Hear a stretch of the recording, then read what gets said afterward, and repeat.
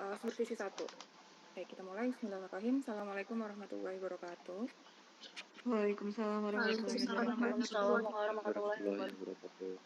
Ya, kita ketemu lagi ya. Kemarin kita udah ketemu di semester 2 untuk mata kuliah ini dengan saya. Sekarang kita izin share screen dulu.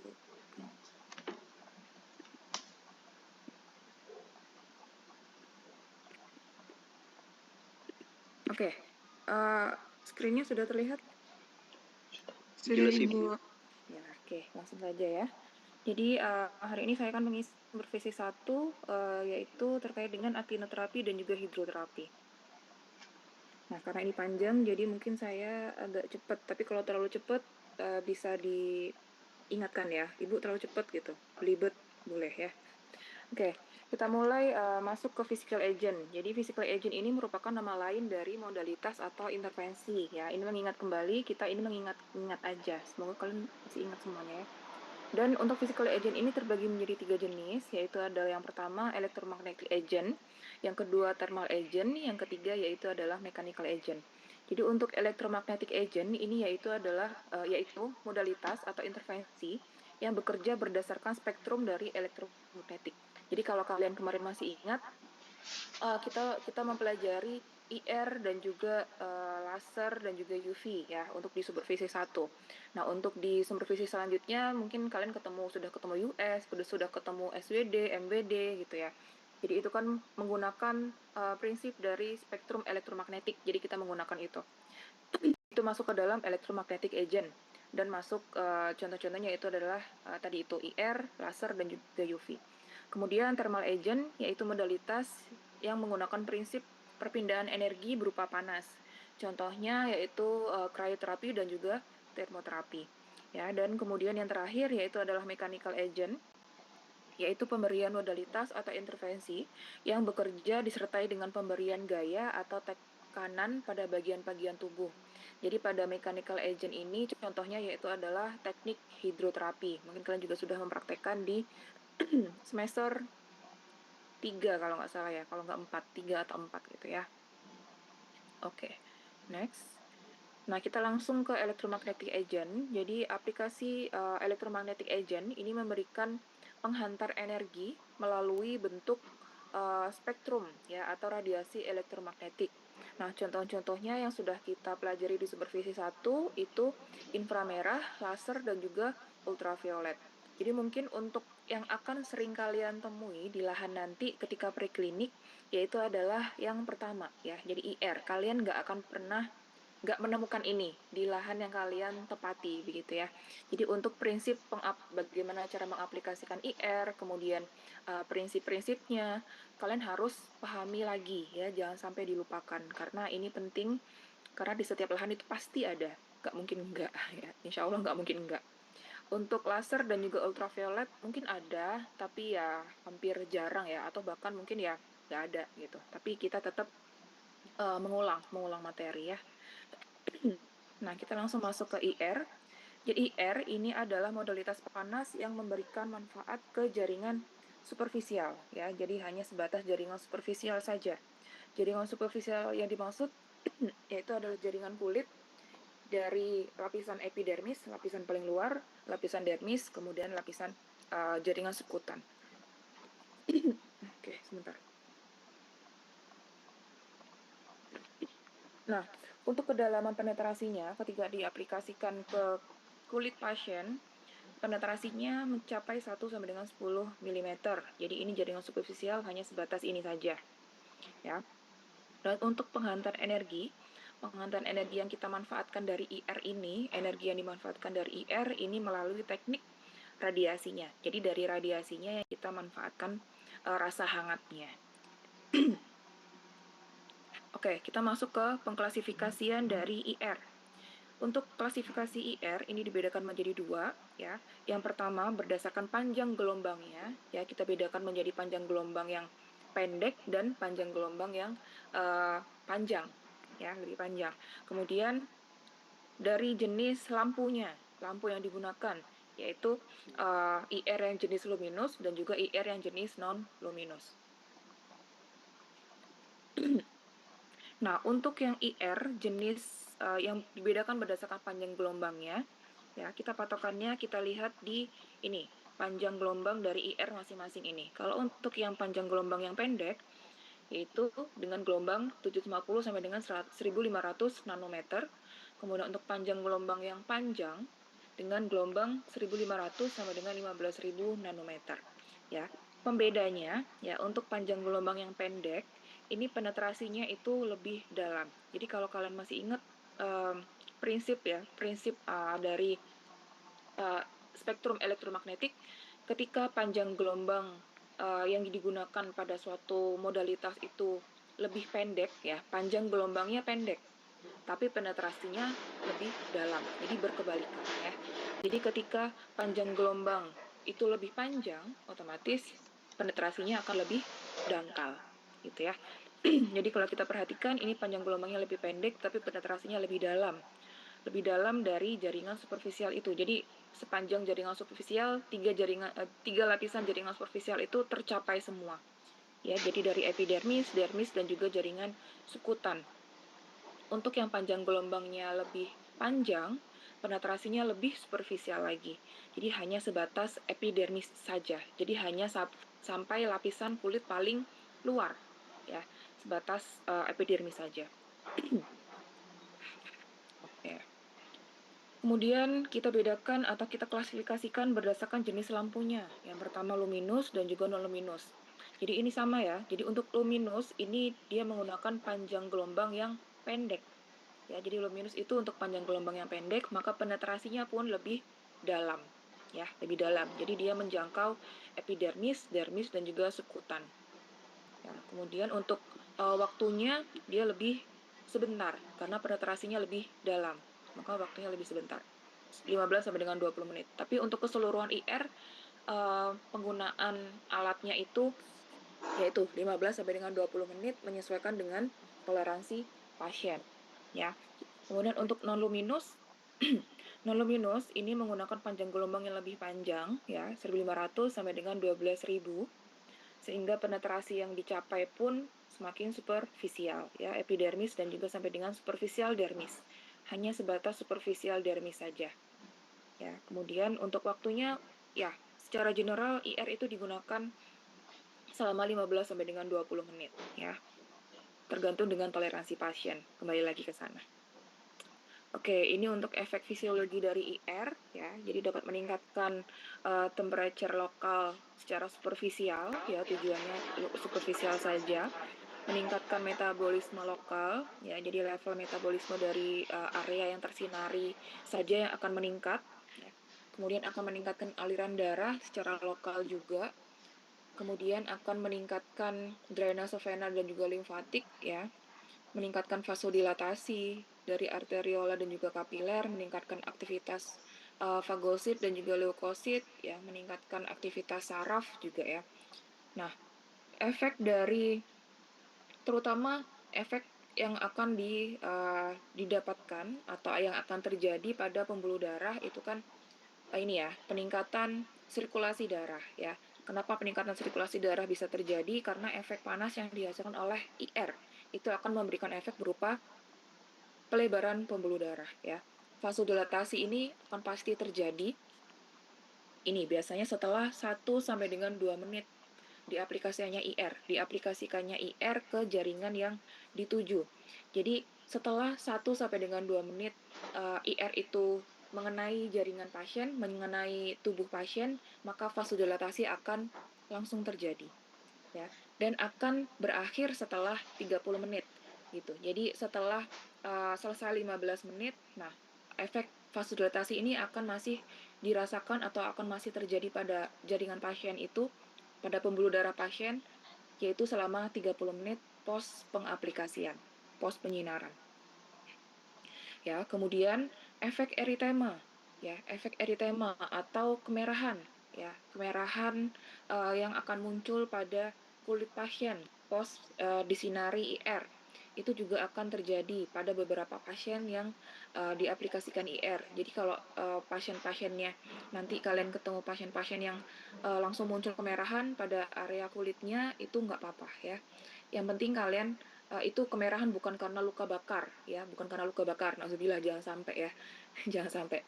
Jadi ketika pasien sudah merasakan kepanasan atau kalian harus selalu melakukan pengecekan setiap 3 menit ya, 3 sampai dengan 5 menit sekali selama 15 sampai dengan 20 menit itu untuk mengecek apakah terjadi kemerahan yang tidak normal ya.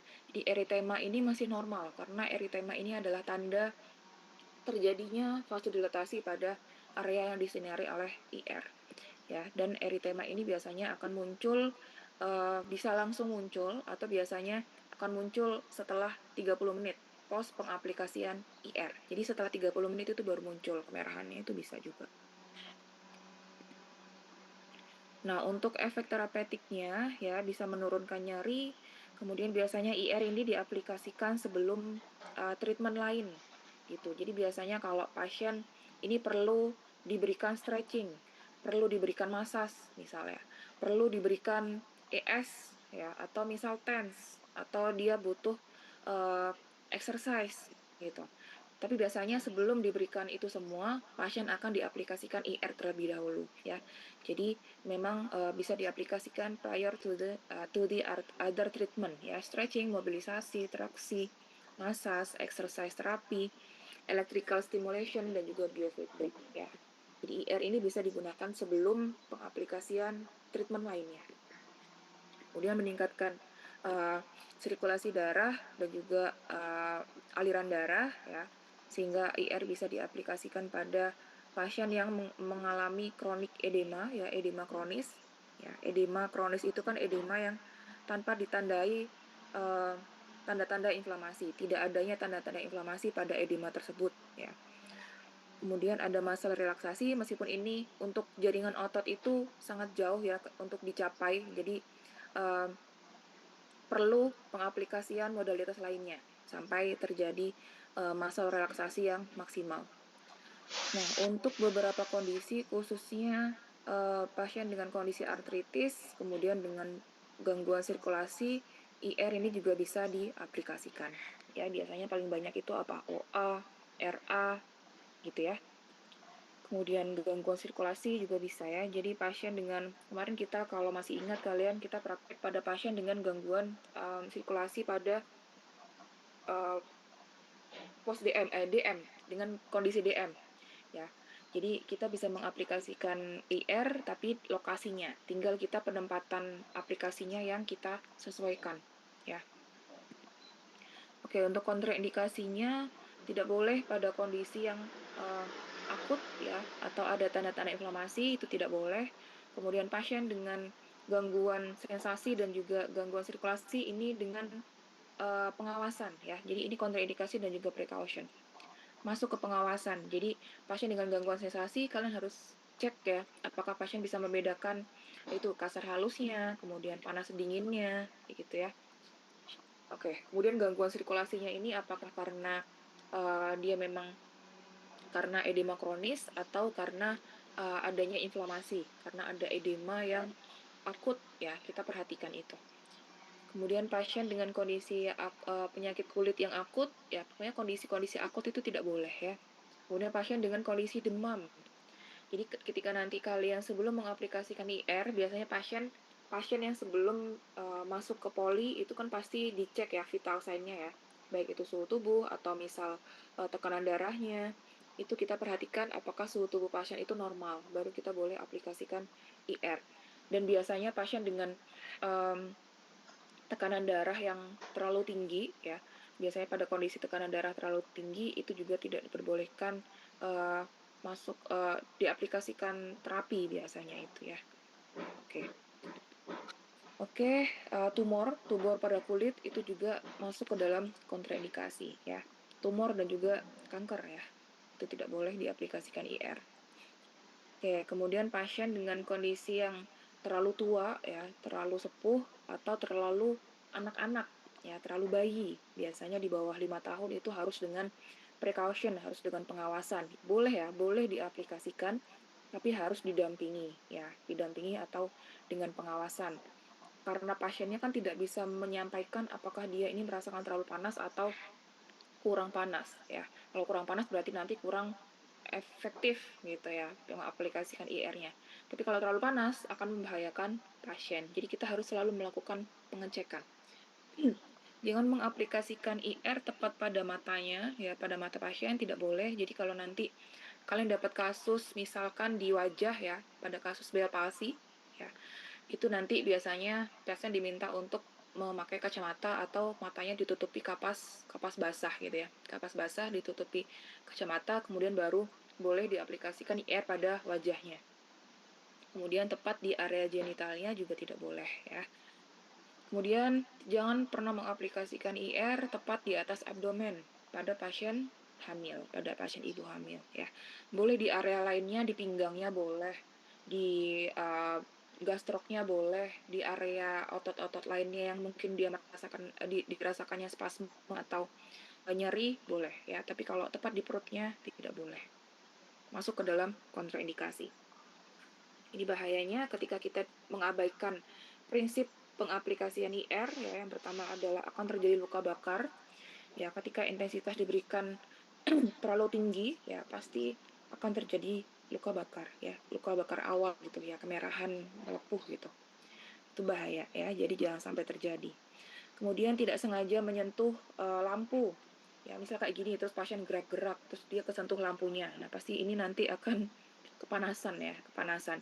Jadi kita peringatkan pasien jangan sampai tersentuh lampunya ya, Bu ya. Jangan sampai menyentuh lampunya karena ini panas gitu. Jadi komunikasi dari kita yang harus kita sampaikan ke pasien ya, kita peringatkan jangan sampai membahayakan pasien. Kemudian dehidrasi. Dehidrasi dan juga penurunan tekanan darah atau bisa sampai pingsan. Ini bisa terjadi pada pasien dengan gangguan kardiovaskuler. Ya, jadi dengan kondisi misal dia kondisi tensinya yang terlalu rendah, kemudian kita aplikasikan IR, jadi dia bisa mengalami penurunan tekanan darah lebih lagi gitu. Jadi mungkin atau bisa sampai pingsan. Kemudian kerusakan pada mata ya, ketika IR diaplikasikan langsung pada mata, ini jelas tidak boleh ya. Kemudian electrical shock, jadi ini kesetrum ya. Jadi jangan boleh pasien untuk menyeting-nyeting sendiri intensitasnya, kita peringatkan ya.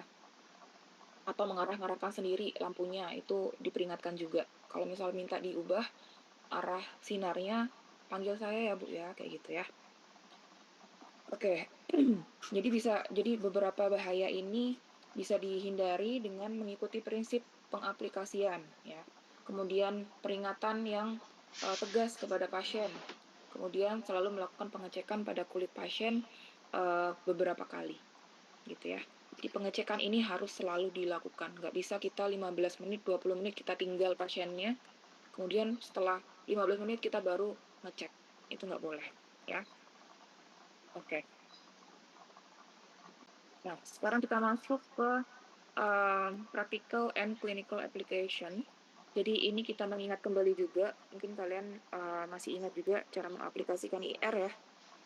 Yang pertama kita tentukan dulu, kalau biasanya di rumah sakit itu mungkin nggak dibedakan ya, luminous dan juga non-luminous. Mungkin mereka cuma punya satu jenis IR saja, ya kita pakai itu gitu. Kita nggak usah nanya, Ibu saya mau pakai yang luminous, nggak mau yang ini gitu kan, nggak mungkin ya. Oke ya, kita sesuaikan IR yang ada di lahan gitu. Jadi kita bisa pakai keduanya, antara luminous dan juga non-luminous ya. Kemudian biasanya sebelum IR digunakan, sebelum poli dibuka ya, sebelum pasien dibolehkan masuk, itu biasanya kalian nanti diminta untuk melakukan pemanasan ya. Jadi IR ini dinyalakan dulu selama beberapa menit gitu ya. Jadi pemanasan alat itu akan dilakukan di semua alat biasanya. SWD, MWD semuanya dinyalakan gitu untuk pemanasan, biasanya seperti itu. Ya, pemanasan dilakukan biasanya 5 sampai dengan 10 menit ya. Kemudian pasien, positioning pasien. Jadi pertama kan kita menyiapkan alatnya ini kan, menyiapkan alatnya. Kemudian pasien, positioning pasien harus selalu diperhatikan ya. Jadi posisi pasien yang paling nyaman untuk pasien ini harus kita perhatikan ya. Jadi jangan karena alatnya ini gak bisa berdiri sendiri atau yang portable gitu, arah sinarnya tidak mengenai jaringan yang dituju gitu ya.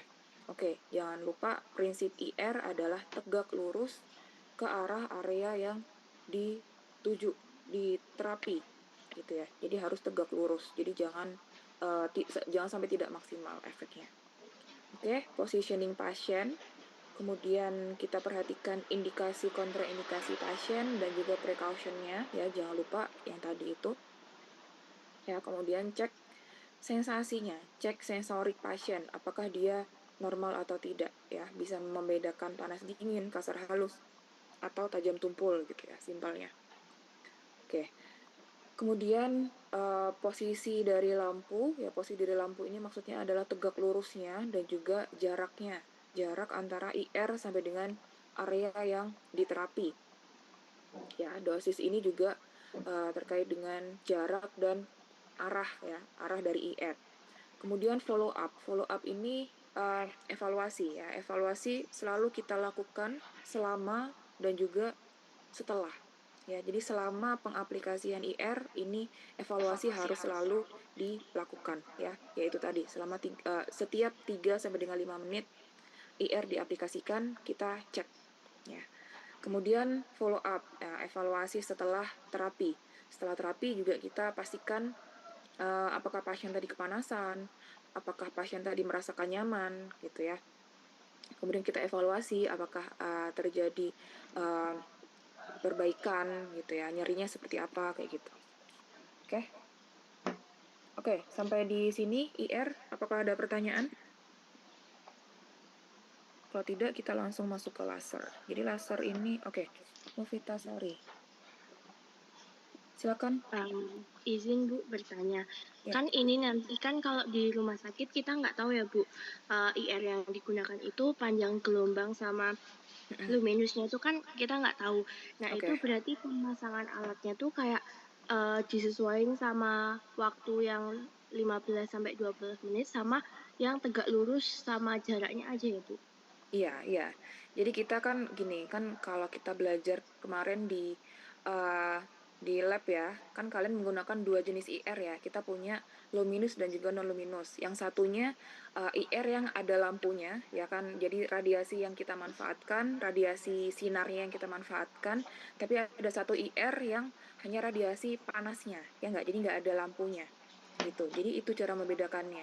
Tapi biasanya memang kalau di rumah sakit itu panjang gelombangnya itu kebanyakan mereka menggunakan IR yang pakai lampu. Jadi radiasi panasnya itu pakai lampu gitu.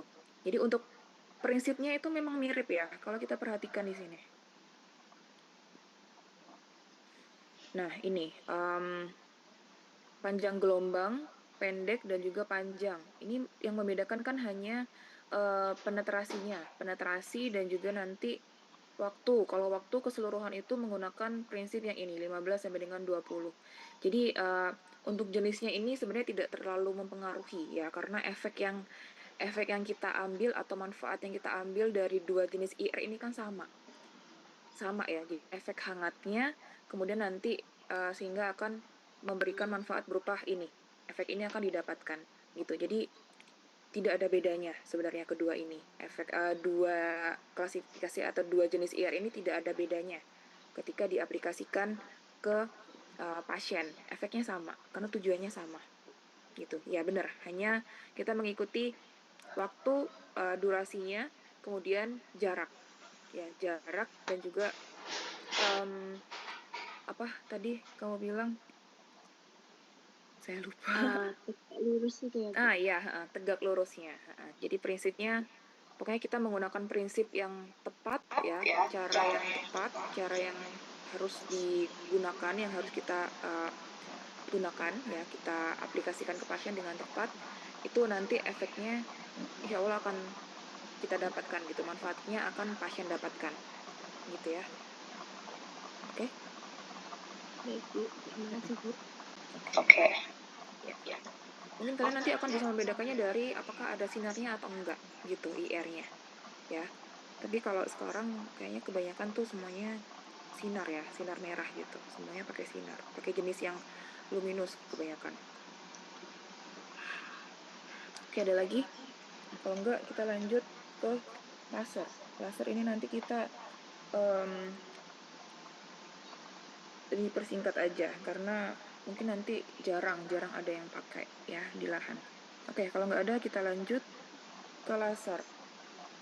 Oke, kita masuk ke laser. Ya, jadi laser ini merupakan jenis modalitas yang memanfaatkan energi elektromagnetik ya, sekali lagi elektromagnetic spectrum yang masuk di titik visible ya. Dan untuk spektrum elektromagnetik ini jenis sinarnya atau jenis panjang gelombangnya itu adalah panjang gelombang yang single ya, dia hanya satu titik saja. Jadi kalau kalian lihat panjang gelombangnya itu hanya terdiri dari satu panjang gelombang, jadi tidak rentang, tidak 600 sampai dengan 650, tapi hanya satu panjang gelombang saja, yaitu tepat di 632,8 nanometer. Kemudian koheren ya, jadi dia beraturan ya. Kemudian directional, jadi tepat langsung ya, direction, jadi tidak tersebar ya, sinarnya tidak tersebar seperti ini, tidak seperti IR ya, jadi direction. Kemudian dengan efek non thermal, jadi tidak akan ada efek panasnya ketika mengaplikasikan laser. Nah, ini untuk efek-efeknya, jadi bisa meningkatkan ATP pada area yang disinari dengan laser ya. Ya, setelah penyinaran laser dengan adanya efek berupa peningkatan produksi ATP sehingga dapat mengurangi kelelahan atau muscle fatigue yang berhubungan dengan kontraksi otot yang distimulasi secara elektrik ya, bisa membantu. Jadi ketika terjadi peningkatan produksi ATP, maka kelelahan otot juga akan bisa berkurang. Kemudian meningkatkan produksi kolagen ya, ini meningkatkan produksi kolagen biasanya sebanyak 3 kali lipat, lebih dari 3 kali lipat ya. Jadi ini biasanya bagus pada pasien kondisi artritis ya. Kemudian akan mempercepat penyembuhan inflamasi ya. Jadi ini pada pasien yang diaplikasikan laser ini ya, akan terjadi peningkatan mediator inflamasi ya, contohnya adalah prostaglandin ya. Prostaglandin kan akan membantu kalau pada kondisi pada pembuluh darah, ketika terjadi peningkatan prostaglandin, apa yang akan terjadi pada pembuluh darahnya? Ada yang masih ingat?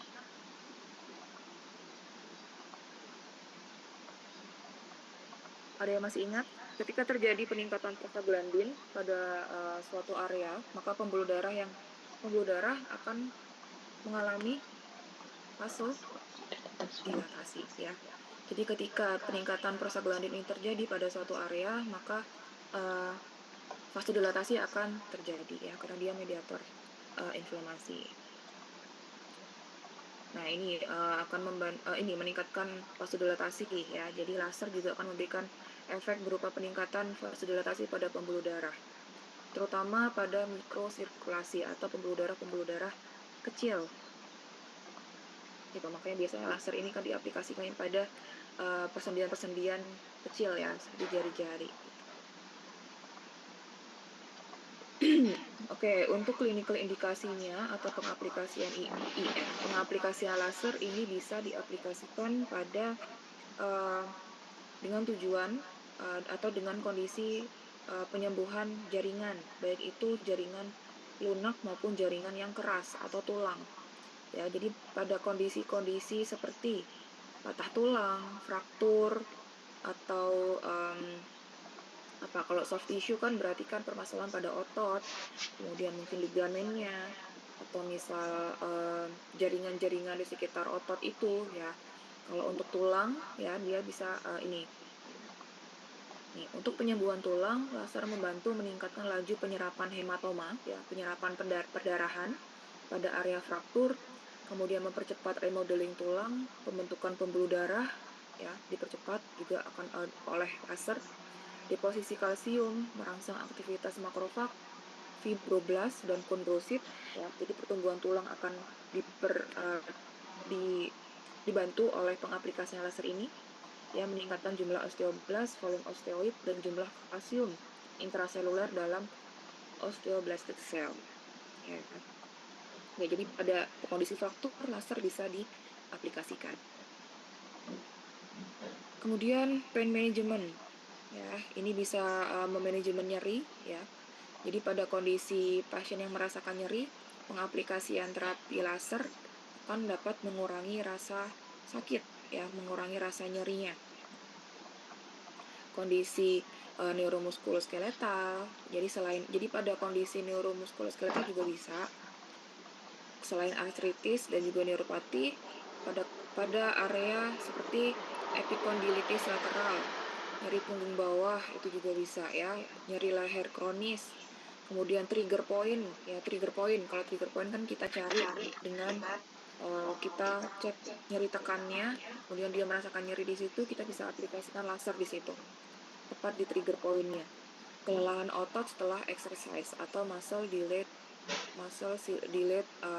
soreness atau DOMS, ya.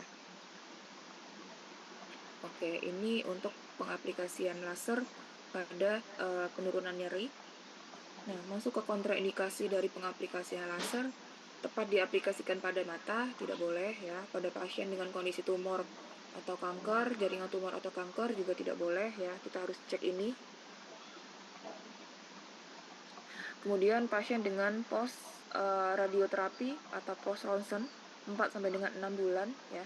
Ini juga tidak boleh diaplikasikan laser, ya, karena ini radiasi yang dia dapat dari radioterapi itu akan hilang dari tubuhnya secara keseluruhan selama 4 sampai dengan 6 bulan. Gitu. Kemudian di atas area yang mengalami perdarahan, ya. Jadi ini pada kondisi akut juga tidak boleh, harus diperhatikan. Precaution, ya, ini dengan pengawasan low back atau pada abdomen during kehamilan pada ibu hamil, ya. Low back itu boleh, ya, tapi kita harus awasi juga, ya, karena penetrasi untuk laser kan ini sedikit lebih dalam dibandingkan IR tadi. Kemudian epiphyseal plates in children. Jadi epiphyseal plate pada anak-anak yang mana aplikasi laser ini akan menstimulasi pembentukan osifikasi kartilago pada tulang yang dapat menyebabkan delay itu apa ya? Penundaan, ya. Penundaan dari pertumbuhan growth plate pada pasien anak. Jadi growth plate itu adanya di tungkainya, ya, di femur. Gitu.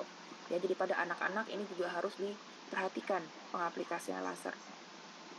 Jarang sih, ya, jarang laser itu digunakan di lahan gitu. Jadi nanti kalian nggak usah takut bingung kalau ketemu laser, tapi ini harus tetap kalian ingat-ingat kembali, ya. Kemudian pasien dengan gangguan sensorik, gangguan mental juga, ya, ini perlu diawasi. Kemudian pasien dengan kondisi fotofobia atau sensitivitasnya tinggi, abnormal, terjadi kondisi abnormal terhadap dia tuh sensitif terhadap cahaya, gitu, ya.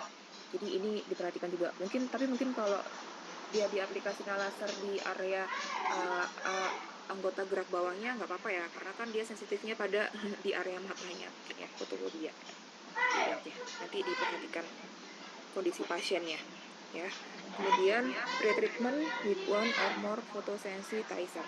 Jadi mungkin dia post itu tadi dia habis terapi UV, atau dia terapi sebelumnya post radioterapi, kayak gitu, ya. Jadi pada kondisi photosensitizer itu tidak hanya terapi aja, ya, bisa konsumsi obat itu juga bisa, ya. Jadi ini juga perlu diperhatikan. Oke, ini untuk pengaplikasian lasernya. Posisi pasien selalu diperhatikan, ya, kondisi kontraindikasinya, positioning pasien, kemudian bebaskan area yang diterapi dari perhiasan, kayak yang menutupi, aksesoris yang digunakan, kemudian bersihkan dengan menggunakan alkohol untuk mengurangi refleksi dari sinar lasernya. Kemudian persiapan alat, kita fokus ke alatnya, menyesuaikan dengan penampang probe-nya. Ingat, ya, penampang probe, karena kemarin kita praktiknya probe-nya itu kecil, ya, 1 cm. Jadi area yang dijangkau oleh laser yang kita gunakan kemarin kan hanya 1 cm aja, gitu, ya. 1 cm. Jadi mengikuti besar dari probe laser itu. Kemudian penempatan probe-nya harus tegak lurus dengan area yang disinari agar nilai absorpsi dari sinarnya itu besar, ya, maksimal. Kemudian jaraknya menyentuh kulit ya, sedikit menyentuh kulit atau jarak 15 mm di atas permukaan kulit. Masih ingat ya kemarin? Kemudian probe harus digerakkan, jadi harus digerakkan, sirkuler, ya, sirkuler. Tidak boleh statis karena kondisi statis itu akan beresiko ini meningkatkan energi densitasnya lebih 10 kali lebih tinggi. Ya, resikonya adalah mungkin akan terjadi luka bakar atau pasien akan merasakan nyeri, ya, nyeri pada area yang di laser gitu. Oke, untuk aplikasi RA, probe sebaiknya diletakkan di garis batas sendi di ruang intraartikuler antar sendinya, ya. Jadi bukan di ototnya, tapi di antar sendinya. Oke, setelah itu pengaturan dosis, kita masuk ke alatnya, ya. Kita pilih apakah mau menggunakan gelombang yang continuous atau intermittent menyesuaikan dengan kondisi pasien, apakah dia akut atau kronis, ya. Kalau yang continuous ini untuk yang kronis, intermittent untuk yang akut. Menyesuaikan dengan level injury-nya, ya kan. Kemudian kita bisa atur energi densitasnya, ya, joule-nya kita atur. Kemudian nanti akan muncul waktunya, ya. Ini menyesuaikan dengan luas area dan tujuan dari terapi. Oke, kemudian kita atur joule-nya, joule. Ya, ini menyesuaikan dengan ini ya, level injury-nya, apakah dia akut atau kronis. Oke.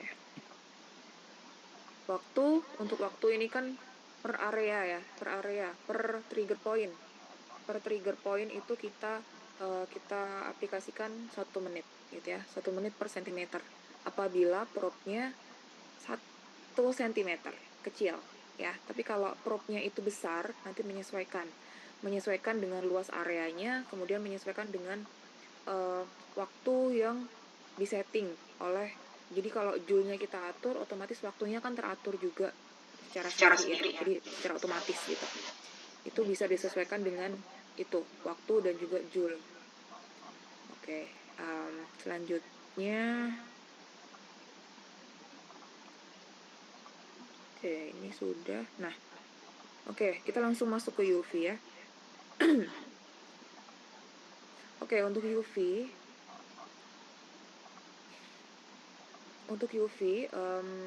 ini UV ini masuk di ini ya. Jadi radiasi elektromagnetik sama ya, spektrum elektromagnetik dengan rentang frekuensi ini 7,5 sampai dengan ini ya. Jadi semakin besar frekuensinya, penetrasinya juga akan semakin dangkal. Ya.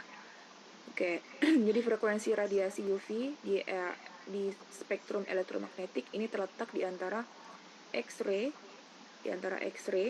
dan juga visible light. Ya, jadi kalau kalian lihat UV kan ada di sini. IR tadi kan di sini ya, karena dia tercapai sampai dengan jaringan superficial. Jadi semakin ke kiri, ya, semakin spektrum elektromagnetiknya ke kiri, ini penetrasinya semakin dalam. Nah, semakin ke kanan, semakin superficial, semakin dangkal. Oke. Bocor. Siapa suaranya bocor? Hafid, suaranya bocor. Oke, untuk sumber radiasi UV yang paling signifikan, yang setiap hari kita rasakan, itu langsung dari matahari ya. Nah, radiasi matahari ini pun, kalau kita belajar lebih dalam, itu juga sama, dibagi menjadi 3 juga ya. Terdiri dari UVA, UVB, dan juga UVC. Ya, sama. Jadi prinsip dari matahari ini akhirnya diubah menjadi alat gitu ya, yang dimanfaatkan untuk terapi.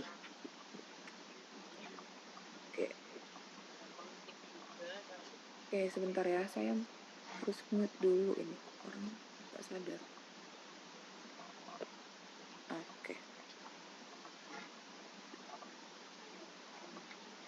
Oke, untuk pengklasifikasian UV berdasarkan panjang gelombangnya, ini dibedakan menjadi 2 ya.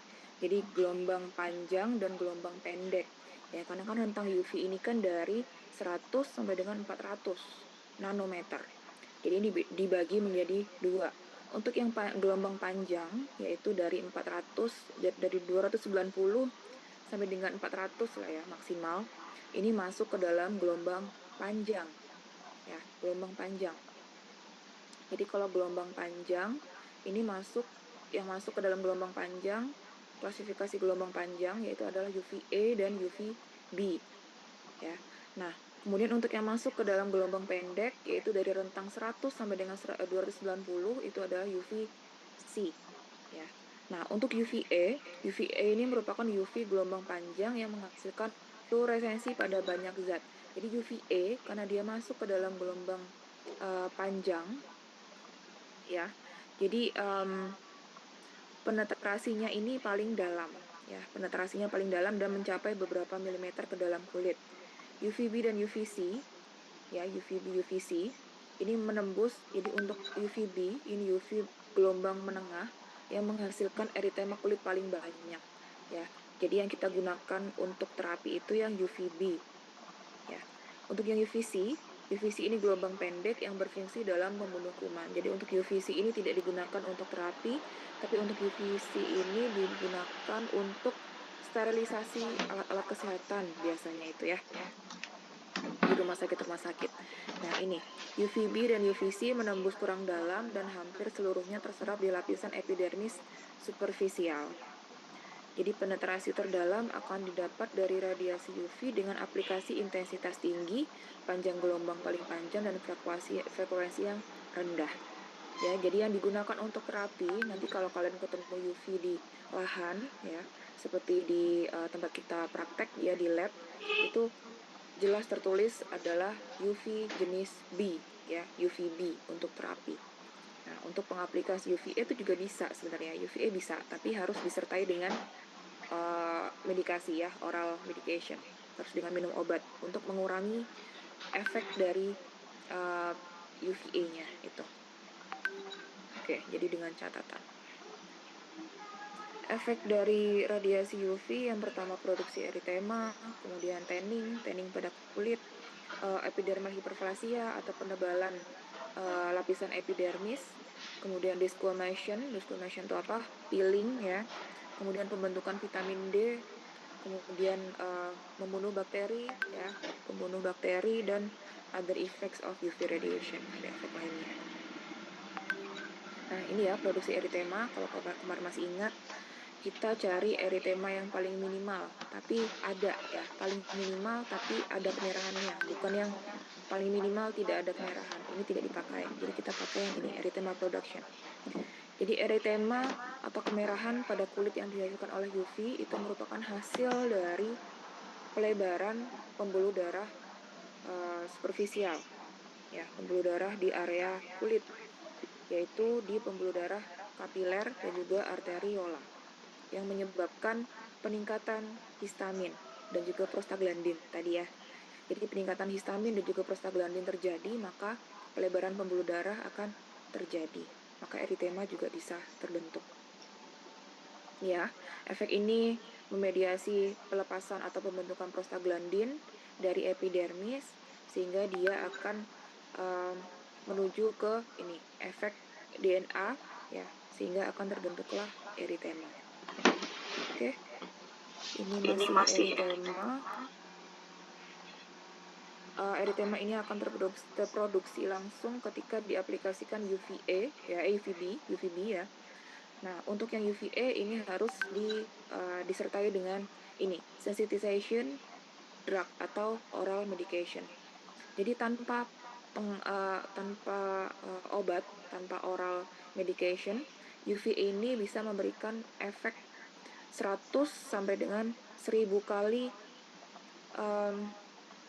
kurang bermanfaat, ya, dibandingkan dengan pengaplikasian UVB. Nah, dengan sensitization, erythemal pengaplikasian UVB ini akan sama efeknya. Jadi erythema efisiensi atau efek erythema yang dihasilkan oleh UVA ini akan sama dengan pengaplikasian UVB tanpa obat, gitu.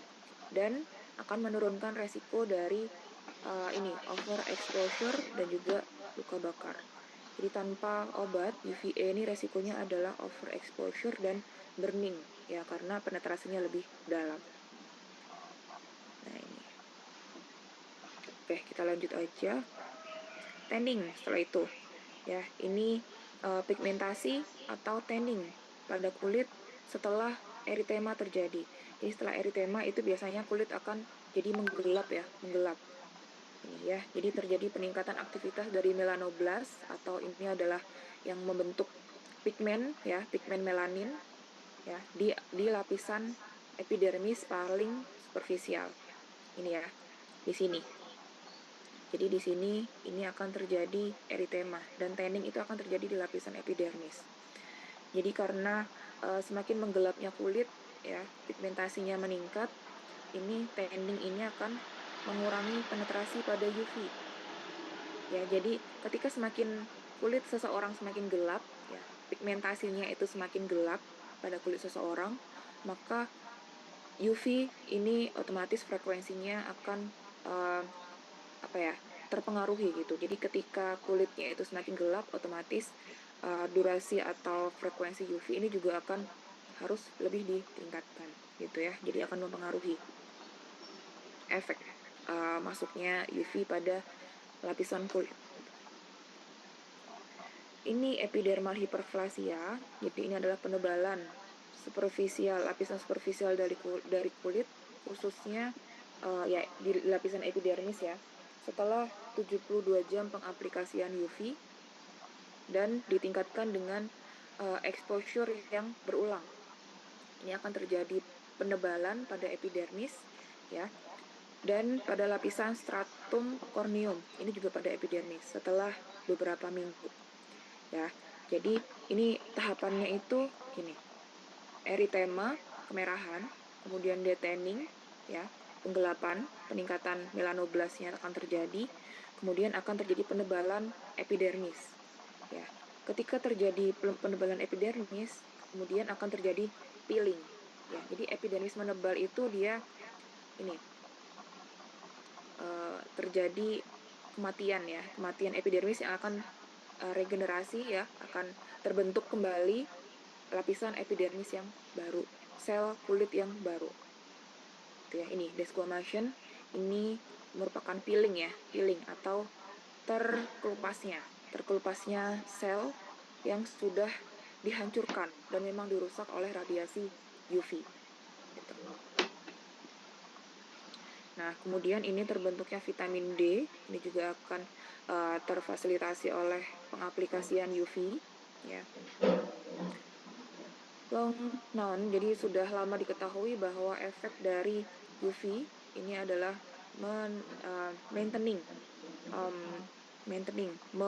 memelihara, menjaga ya, level kalsium, serum kalsium, dan juga bone density atau kerapatan dari jaringan tulang. Vitamin D juga menginfluence atau mempengaruhi otak, kemudian ginjal, ya, kemudian lambung, ya, atau pencernaan, ya, endokrin, dan juga sistem imun, atau di keseluruhannya itu di fungsi selulernya, gitu ya. Karena untuk vitamin D ini dia akan mengatur, ya, mengontrol penyerapan kalsium, ya, penyerapan kalsium sehingga akan bermanfaat pada pembentukan tulang. Ya. Oke, jadi makanya vitamin D atau UV itu bagus untuk tulang, ya kan? Oke. Oke, ini next aja. Nah, ini untuk pembunuhan bakteri, ya, membunuh bakteri. Ini UV bisa menstimulasi mononuklear, sistem mononuklear fagosit dan juga makrofag, ya. Kemudian membunuh bakteri dan memproduksi antibodi untuk menyerang bakteri dan juga toksin yang ada pada jaringan kulit, lapisan kulit, ya. Jadi untuk ketahanan, ya, resistance, ketahanan tubuh dalam memerangi infeksi itu juga akan meningkat. Oke. Dan untuk ini UVC, ya, UVC, radiasi UVC ini bermanfaat untuk ini kill bacteria in food. Jadi in one small study, jadi di satu penelitian UVC ini ditemukan sangat efektif ya untuk dimanfaatkan oleh hospital, ya, pembersihan rumah sakit untuk membunuh, ya, untuk membunuh atau membersihkan patogen pada ini khususnya alat-alat di alat-alat kesehatan di rumah sakit gitu ya. Jadi biasanya UVC ini diaplikasikan atau dimanfaatkan oleh rumah sakit atau klinik-klinik ya, untuk membersihkan alat-alatnya. Oke, ini other effects-nya. Oke, kita lewati aja ya. Ini berkaitan dengan immunosuppressive effect. Jadi ini menstimulasi antibody production ya. Jadi efeknya nanti pada pembentukan antibody UV. UV radiation akan membentuk antibody production. Ini ya. Kalau di sini kan T cell are regulatory in that they inhibit antibody production. Jadi T cell ini kan dia suppressor ya, suppressor. Jadi memang harus ditekan oleh pengaplikasian UV. Jadi UV ini memberikan efek berupa pengaturan pada pembentukan T cell, yang mana T cell ini menghambat pembentukan production, membentukan antibody production, gitu ya. Oke. Dan untuk pengaplikasian UV ini tidak bisa diaplikasikan lebih dari 4 minggu. Jadi nanti prakteknya cuma 3 minggu aja ya kayaknya. Cuma 3 minggu itu sudah lama ya. Oke. Kontraindikasi irradiation pada mata, kanker kulit, tuberkulosis pulmoner, penyakit jantung, ginjal dan juga hati, kemudian penyakit lupus dan juga pada demam. Pasien dengan kondisi demam itu tidak boleh diaplikasikan electromagnetic agent ya, hampir keseluruhan. Tiga-tiganya tadi nggak boleh kondisi demam kan. Oke, untuk UV ini, nah ini ya cara-caranya kalau kalian masih ingat. Oke, mungkin kalian nanti akan nggak ketemu UV ya, tapi kalian bisa baca ulang untuk teknik pengaplikasiannya ya. Jadi caranya kita buat lubang, 4 lubang, kemudian kita sinari berurutan ya, 30, 60, bertingkat ya, waktunya bertingkat untuk melihat untuk mendapatkan eritema satunya, E1-nya ya. Jadi kalau misal kemerahan atau eritema minimalnya kita dapat di 30 detik, berarti itu dosis pasien gitu ya. Dan dia akan gunakan dosis itu seumur hidupnya ya. Dan jangan lupa untuk pengecekan hanya bisa dilakukan di area-area yang tertutup ya. Jadi pada ini internal arm ya, internal arm atau internal bagian dalam, lengan bagian dalam, kemudian pada area toraks ya, atau pada abdomen juga boleh ya, lateral toraks itu juga boleh. Oke, jadi tidak pada area yang mengalami permasalahan. Oke, sampai di sini ada pertanyaan terkait dengan laser dan juga UV?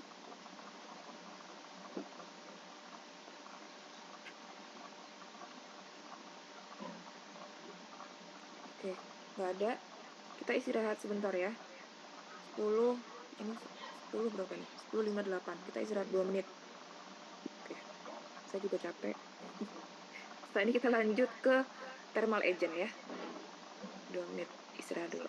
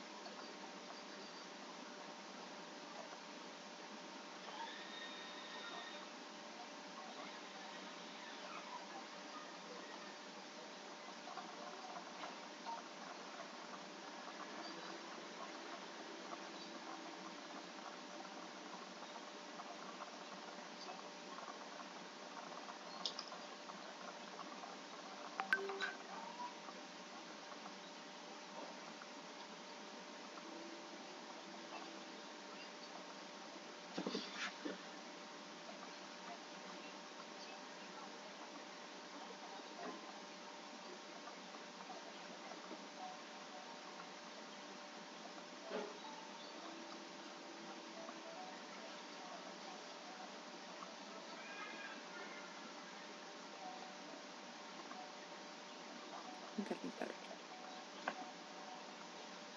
Ngecas dulu.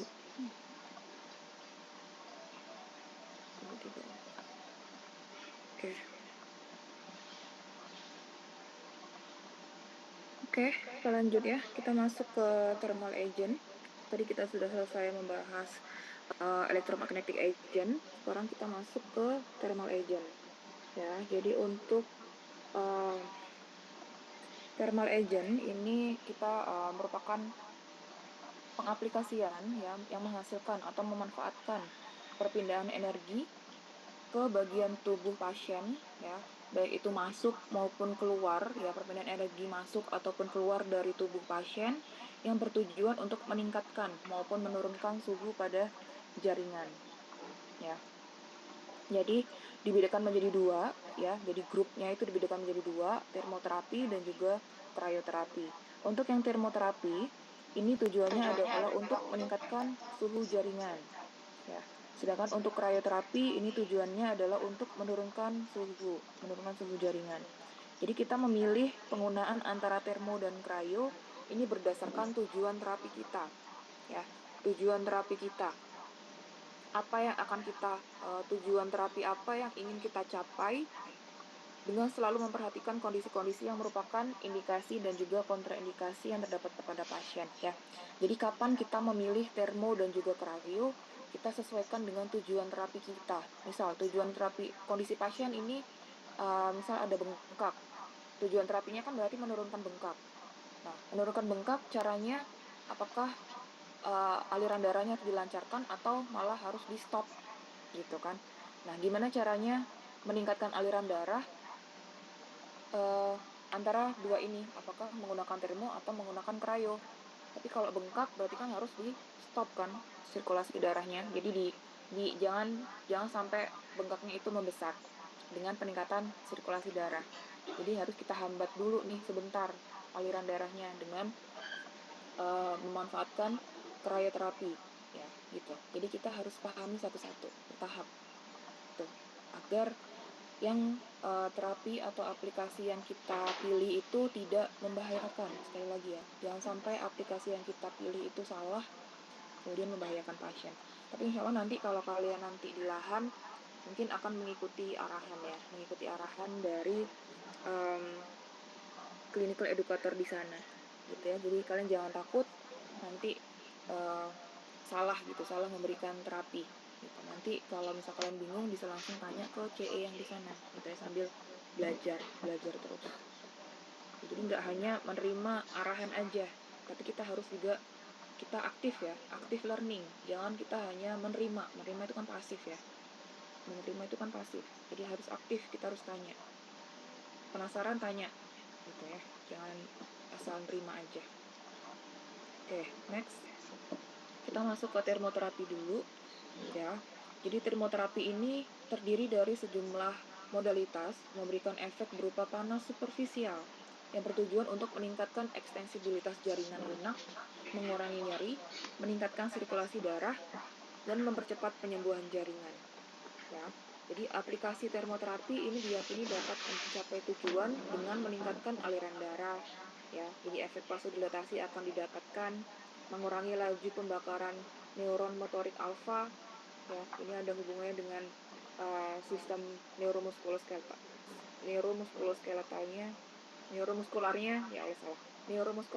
ya. Kemudian meningkatkan ambang batas nyeri. Ya, jadi di sini akan memanfaatkan teori gerbang kontrol ya, mengurangi iskemia sehingga mengurangi iskemia. Iskemia itu kan penyumbatan ya, mengurangi penyumbatan khususnya pada pembuluh darah. Kemudian meningkatkan aktivitas metabolik, meningkatkan ketersediaan oksigen pada jaringan. Jadi otomatis ketika aliran darah ini meningkat, maka ketersediaan oksigen pada jaringan juga akan meningkat, sehingga penyembuhan jaringan akan cepat terjadi. Ya. Nah, ini untuk beberapa contoh aplikasi termoterapi ya. Tadi kita sudah membahas IR. Ya, IR masuk ke termoterapi, ada hot pack ya, hot pack yang jenis yang gel atau hot pack yang biasanya karet diisi air panas gitu ya.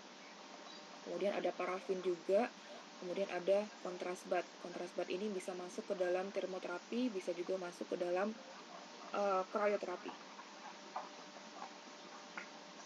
Oke, ini untuk manfaat aplikasi termoterapinya, yaitu untuk mengontrol nyeri, meningkatkan range of motion, dan juga menurunkan kekakuan sendi, ya, mempercepat proses penyembuhan.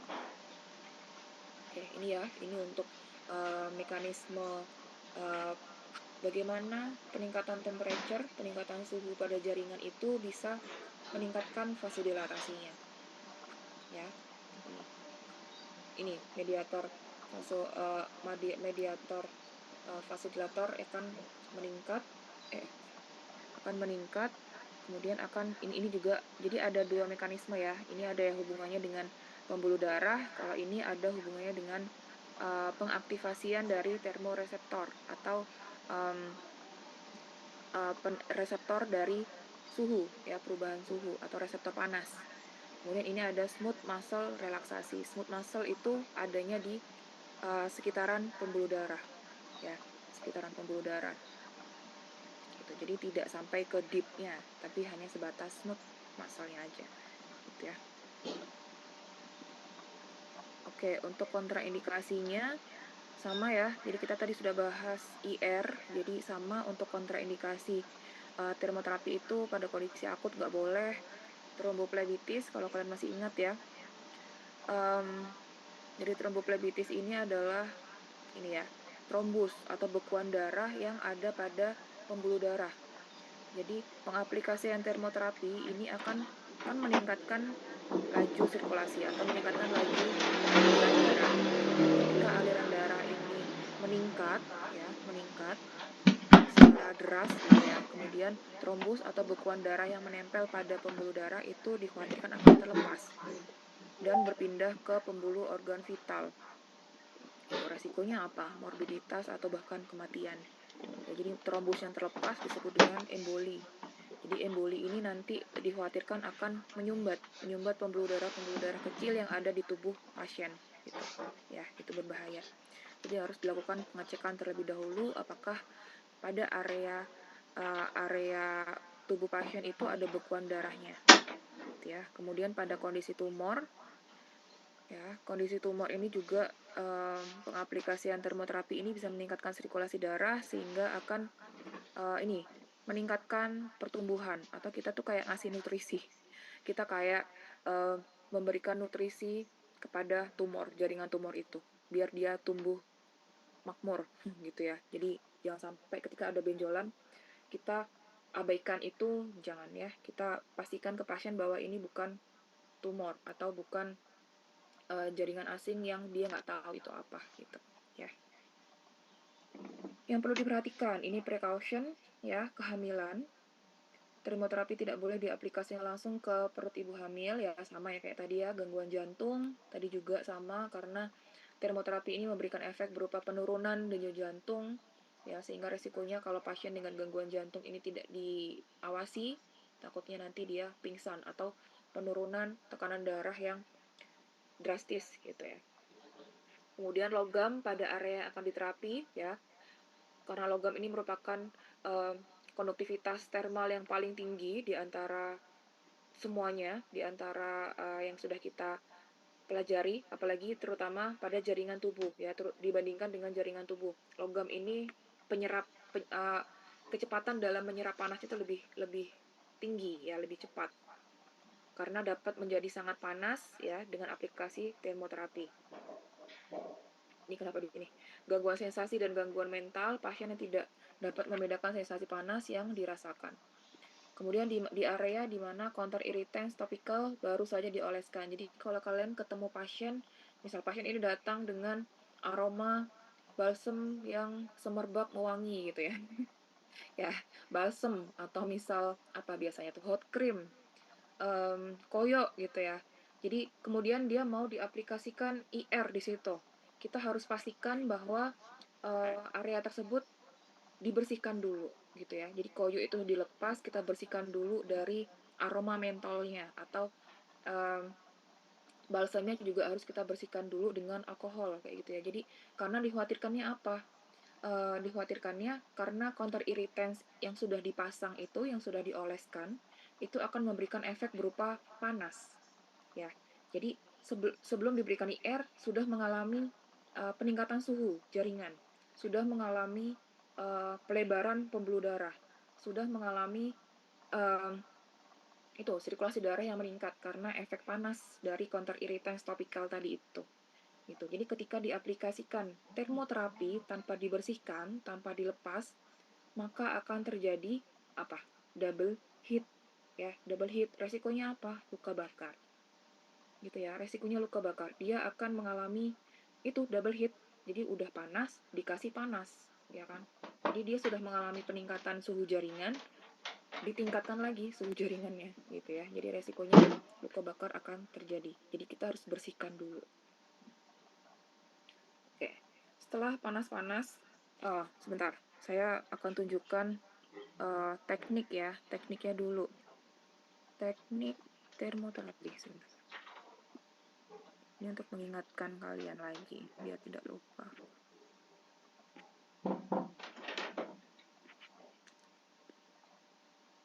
Ini cold. Oke, termoterapi di bawah berarti ya.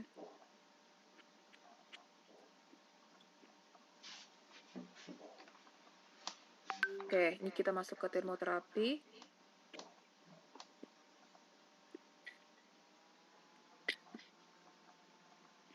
Hot pack ya. Jadi hot pack itu macam-macam ya bentuknya. Ada yang jenisnya gel, ada yang seperti ini ya. Ini kalau ini kan jenisnya yang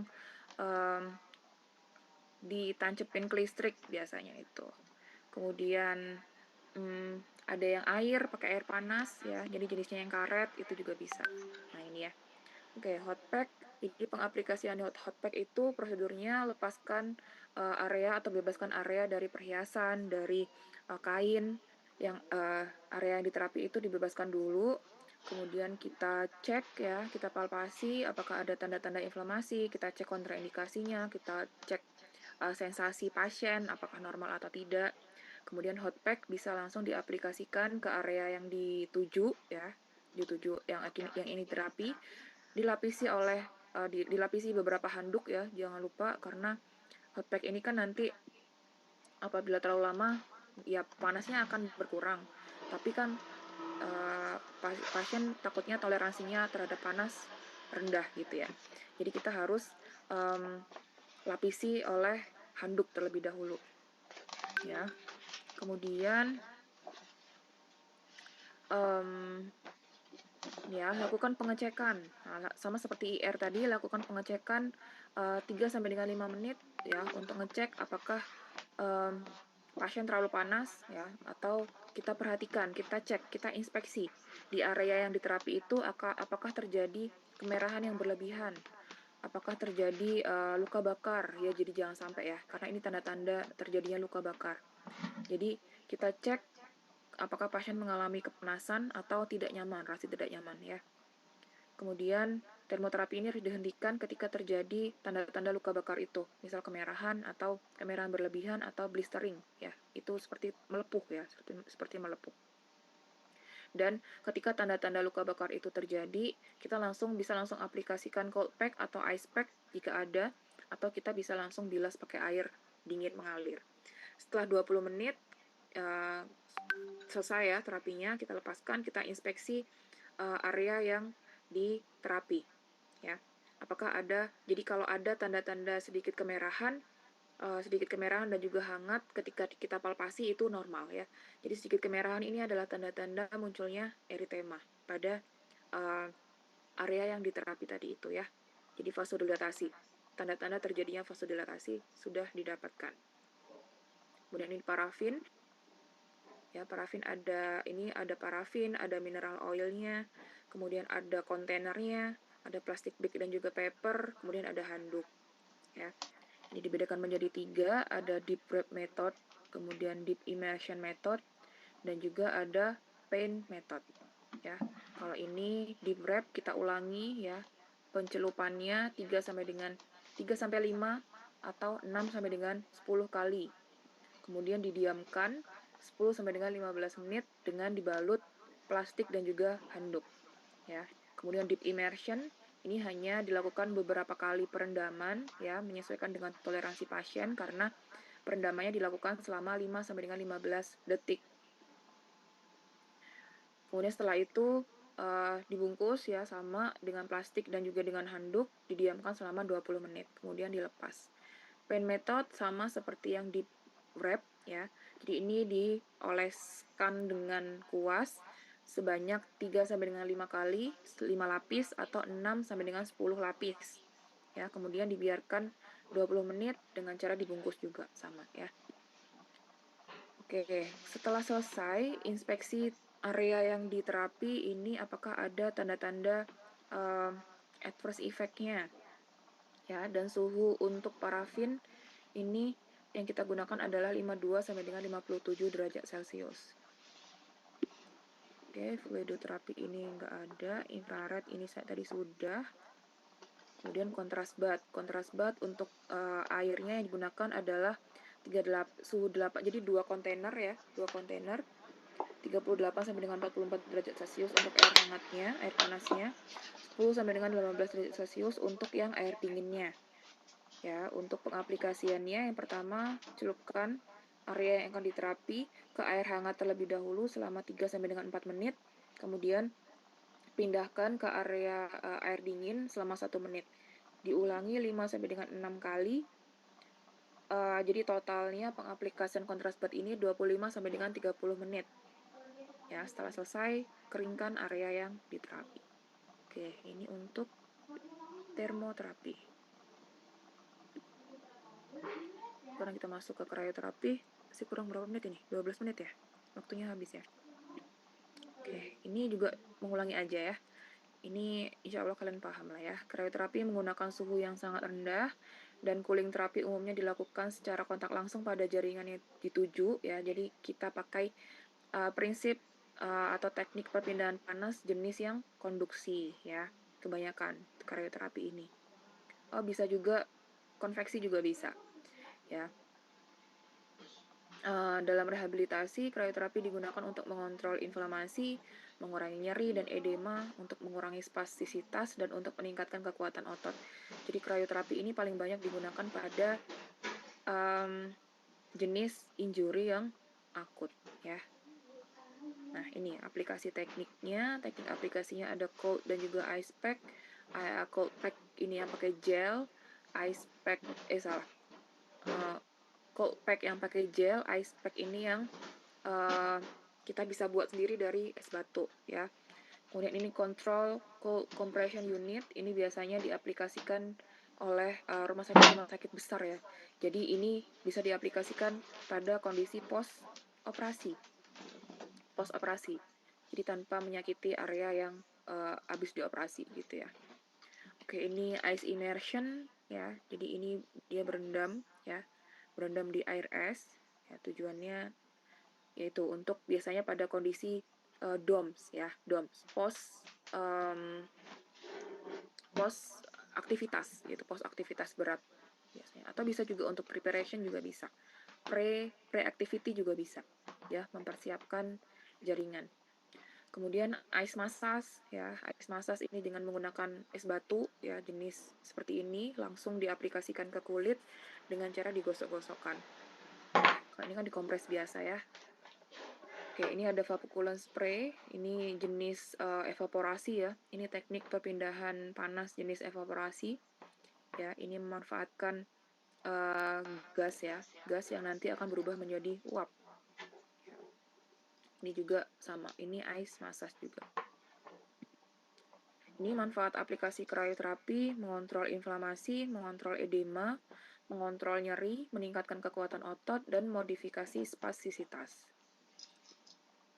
Di kontraindikasinya, cold hypersensitivity, cold intolerance, ya, cryoglobulinemia, paroxysmal cold hemoglobinuria, Raynaud disease, dan phenomenon di atas dari area yang mengalami gangguan sirkulasi. Ini tidak boleh ya, di atas gangguan sirkulasi itu tidak boleh, karena dia akan malah menghambat sirkulasi darahnya ya. Jadi kalau gangguan sirkulasi kan harusnya malah dilancarkan, tapi kalau diaplikasikan krioterapi, dia akan mengalami vasokonstriksi pada area itu. Jadi sirkulasinya malah semakin tidak lancar kan. Kemudian yang harus diperhatikan di atas percabangan saraf ya, kemudian di atas luka terbuka, pasien dengan kondisi hipertensi ini diperhatikan karena pengaplikasian krioterapi ini bisa meningkatkan tekanan darah pasien. Pasien dengan gangguan sensorik dan juga mental, gangguan mental ini juga harus diperhatikan. Pasien yang sangat kecil dan pasien yang sangat tua, ya sangat lansia. Oke, sebentar, kayaknya saya lupa. Ini ya, pasien dengan kondisi hypersensitivity ini kita harus perhatikan karena biasanya tanda-tandanya dia post diaplikasikan krioterapi itu dia akan merasakan gatal ya, gatal kemudian perih gitu ya. Jadi itu tanda-tanda bahwa dia mengalami alergi ya, alergi dingin. Nah, untuk yang cold intolerance ini hampir mirip dengan cold hypersensitivity. Dia tidak bisa mentoleransi rasa dingin. Jadi kalau tadi kan ditandai dengan gatal-gatal, perih gitu ya, bentol-bentol, kemerahan, itu tanda kalau dia alergi dingin ketika diaplikasikan krioterapi. Tapi kalau untuk cold intolerance, itu tanda-tandanya adalah ketika dia mengaplikasikan krioterapi, dia akan merasakan nyeri yang amat sangat gitu. Jadi kayak linu, sakit gitu ya. Sakit pada area yang terkena krioterapi, diaplikasikan krioterapi. Nah, kalau untuk yang cryoglobulinemia, ini permasalahannya pada serum protein. Serum protein. Jadi tanda-tandanya biasanya ketika dia diaplikasikan krioterapi, maka akan terjadi pengendapan serum protein pada pembuluh darahnya. Jadi tidak ditandai dengan warna kemerahan pada bercak-bercak merah pada area kulitnya, gitu ya. Oke, kemudian paroxysmal cold hemoglobinuria. Jadi ini permasalahannya pada urinnya, urin. Jadi ketika dia diaplikasikan krioterapi, setelah diaplikasikan krioterapi, urinnya itu bisa keluar darah gitu ya, ada darahnya, hemo. Kemudian Raynaud disease, jadi efeknya adalah ini ya, pucat atau malah menghitam pada ujung-ujung kukunya, ujung-ujung ekstremitasnya, distal ekstremitasnya. Ini sudah saya jelaskan. Oke. Di sini ya, kapan kita harus menggunakan atau memilih krioterapi dan termoterapi. Ini ada beberapa efek yang ingin kita dapat. Jadi kalau kita pengen tujuan terapinya itu nyeri, kita bisa gunakan krioterapi dan juga bisa gunakan termoterapi. Sebenarnya bisa ya. Jadi untuk menurunkan nyeri itu bisa keduanya. Tinggal kita sesuaikan dengan itu tadi level cederanya. Ya, kalau level cederanya dan juga ada tanda-tanda inflamasi atau tanda-tanda kondisi akut, jelas nggak boleh pakai termo, harus pakai cryo, kayak gitu ya. Muscle spasme, untuk krioterapi ini menurunkan, termoterapi menurunkan. Jadi kita tinggal menyesuaikan kondisi pasien secara keseluruhan. Jadi kita tidak bisa melihat kita ingin menurunkan nyeri. Krioterapi bisa nih, termoterapinya juga bisa. Ya udah kita pilih yang mana ya, gitu. Tanpa kita memperhatikan kondisi pasien. Kayak gitu tuh tidak bisa ya. Jadi kita harus menyesuaikan dengan kondisi pasien secara keseluruhan gitu ya. Baru kita bisa menyimpulkan kita mau pakai cryo atau termo. Jadi tujuan terapi kita itu apa? Tujuan yang pengen kita capai untuk kesembuhan pasien itu mau kemana? Pasiennya itu mau disembuhkan yang seperti apa? Nyerinya, aliran darahnya mau ditingkatkan atau diturunkan, edemanya mau diturunkan atau nggak mungkin ditingkatkan ya. Kalau edema dengan termoterapi ini dia akan meningkat ya, jadi memang harus diturunkan. Jadi pakainya cryo, gitu ya. Oke, sampai di sini ada pertanyaan. Ini untuk mechanical agent, ini waktunya 5 menit aja sih. Oke. Mechanical agent ini menggunakan air ya medianya dan memanfaatkan gaya dan juga tekanan pada tubuh seseorang dengan air ya. Oke, ini manfaatnya hidroterapi itu bisa untuk membersihkan luka, kemudian untuk efek muskuloskeletalnya bisa mengurangi weight bearing ya atau tumpuan ya, tumpuan. Jadi kalau misal pasien ini gangguan pasien stroke biasanya terapinya pakai hidroterapi. Pasien Parkinson bisa pakai hidroterapi juga, atau OA juga bisa pakai hidroterapi karena dia akan mengurangi penekanan pada lututnya. Kemudian tujuannya adalah untuk strengthening pasien yang efek on bone density loss ya. Jadi pasien yang mengalami itu ya, pengeroposan tulang, osteoporosis, itu bisa terapi dengan hidroterapi. Oke, kemudian kardiovaskuler meningkatkan sirkulasi venus ya, meningkatkan cardiac volume, meningkatkan cardiac output. Jadi ini lebih ke aktivitas jantungnya ya. Ini jelas. Menurunkan heart rate juga bisa ketika diaplikasikan hidroterapi yang air hangat ya. Kemudian menurunkan systolic blood pressure dan VO2 max response to exercise. Ini catatannya adalah ketika diaplikasikan dengan air hangat, kondisi airnya hangat. Kemudian efek respiratorinya menurunkan vital capacity, jadi dia akan lebih rileks ya. Jadi dia gerakannya itu tidak membuat dia ngos-ngosan gitu ya, ketika dilakukan di dalam air. Meningkatkan work of breathing ya, ini ketika seseorang itu misal mengalami permasalahan pada pernafasannya. Jadi bisa dilatih, otot-otot pernafasannya bisa dilatih dengan ini, posisi pasien ada di dalam air. Oke, ini pasien asma, ini juga bisa ya. Decrease exercise induce asthma. Pasien asma kan dia ngos-ngosan ya. Jadi bisa ini, meningkatkan vital capacity-nya. Ini untuk ginjalnya ya, kemudian untuk psikologi efeknya adalah relax dan ini tergantung oleh temperature-nya. Gitu ya. Ini untuk contohnya ada superficial heating atau cooling, ada water exercise. Ini tujuannya adalah untuk pain control, edema control, dan untuk wound care. Di wound care itu tujuannya adalah ini, untuk cleansing effect. Jadi air kan, proses hidroterapi itu bisa untuk membersihkan dari bakteri ya. Ini benefit water exercise. Ini untuk wound care ya, untuk pembersihan. Kemudian ini untuk kontraindikasinya yaitu luka terbuka, perdarahan, jelas ya. Ini precautionnya. Ini kalian bisa baca sendiri ya. Ini kalian mungkin lebih pelajari ke teknik-tekniknya aja ya, teknik-tekniknya ini. Nah, ini ya. Jadi superficial heating, air cooling, water exercise, hidroterapi untuk tujuan pain control, hidroterapi untuk tujuan mengontrol edema, hidroterapi untuk tujuan wound care. Jadi kalau ini sih enggak sih ya. Kalau ini tuh biasanya untuk keperawatan gitu ya. Nah ini ya. Ini ada Whirlpool, jadi nanti ada tekanannya. Kemudian ada Hubbard tank ya, ini juga. Jadi pasien ini bergerak sesuai dengan bentuk ya, bentuk tanknya. Kemudian ini exercise pool. Jadi biasanya di sini tuh pasien dibatasi gerakannya ya. Jadi ini nanti pengatur proses berjalannya dia, gitu, melatih proses berjalannya dia. Tapi kita kayaknya di Indonesia jarang ya pakai kayak gini ya. Paling pakainya ya di kolam renang gitu ya. Mungkin kalian praktekkan kemarin ya. Tuh, ini untuk wound care-nya ya. Ini pembersihan dengan menggunakan teknik hidroterapi. Ini juga ya sama. Oke, pas sampai di sini. Ada pertanyaan? Ada pertanyaan yang mungkin kalian takutkan nih terkait dengan sumber fisis, atau mungkin kalian nggak pede, atau masih ada yang dibingungkan dari sumber fisis 1, terutama aktino hidro. Jadi nanti kalian akan sering ketemunya IR sih, saya yakin. Setiap hari kalian akan berteman dengan IR. Ya, jadi best friend.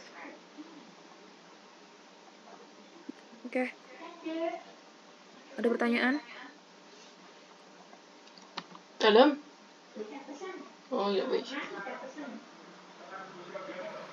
Thank you very much. Thank you very much. Okay, my pleasure. Oke, tidak ada. Baik. Pesan saya mungkin kalau untuk praktek nanti yaitu tadi ya, diperhatikan level cederanya pasien ya, apakah dia masuk ke akut atau kronis, kemudian tujuan terapi yang ingin kalian tuju itu juga dipahami, kalian tujuannya mau pasiennya ini mau disembuhkan yang kayak gimana, baru kalian bisa menentukan jenis physical agent yang mau digunakan. Oke, ada yang mau ditanyakan? Dwi Yulianti, boleh? Ibu, maaf, itu ada yang bertanya di room chat. Oh iya, karena nggak bisa on mic. On mic, oke ya. Ya, terima kasih.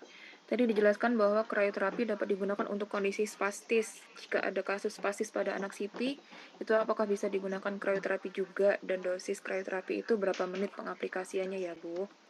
Oke, untuk kondisi spastisitas ya. Jadi kan kalian ini nanti, oh nih, Tiara Anjani. Oke, terima kasih pertanyaannya. Oke, benar. Krioterapi itu bisa digunakan pada kondisi yang spastisitas, ya, kondisi pasien dengan spastisitas.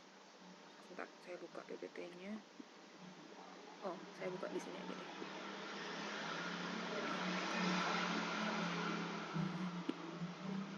Saya keluarin ya tadi.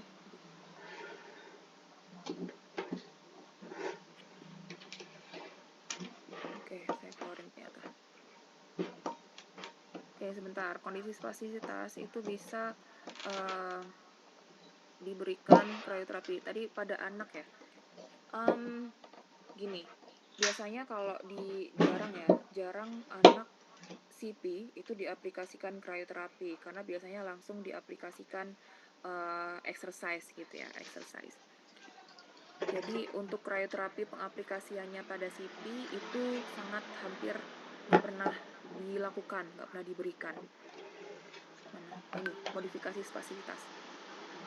Ya, jadi untuk pengaplikasian krioterapi, kamu tadi kan tanya ya, kenapa dia bisa diaplikasikan pada pasien CP atau tidak?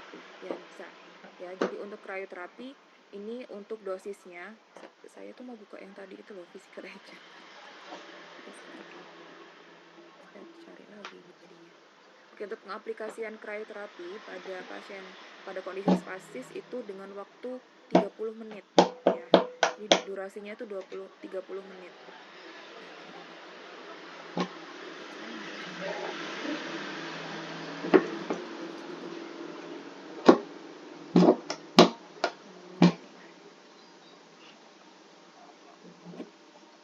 Jadi kita sambil belajar bareng-bareng ya. Nah ini, krioterapi bisa secara temporer atau secara sementara menurunkan spastisitas pada pasien dengan kondisi upper motor neuron dysfunction. Ya, jadi krioterapi ini bisa secara sementara menurunkan spastisitas.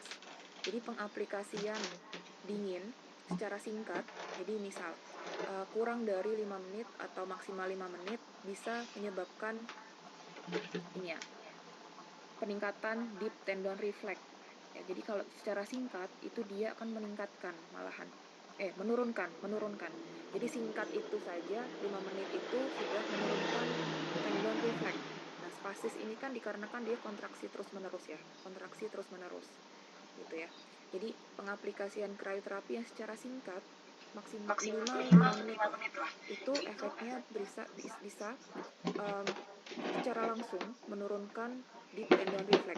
Nah, untuk pengaplikasian krioterapi yang lebih lama lagi 10 sampai dengan 30 menit itu secara pasti bisa menurunkan atau mengeliminasi atau stop gitu ya, men-stop pembentukan klonus ya, pembentukan klonus, dan bisa menurunkan ini resistance of muscle to passive stretch gitu ya. Jadi pengaplikasian krioterapi selama 10 sampai dengan 30 menit ini dipastikan akan menurunkan atau bahkan menghilangkan klonus, tapi ini secara sementara ya. Sementara, ini karena efeknya temporer gitu ya. Jadi bisa mengeliminasi klonusnya. Klonus itu kan dari sebelum spastisitas itu terjadi, klonus ini kan pasti ada. Jadi klonus ini pasti ada di kondisi yang spastis gitu kan. Jadi penurunan tahanan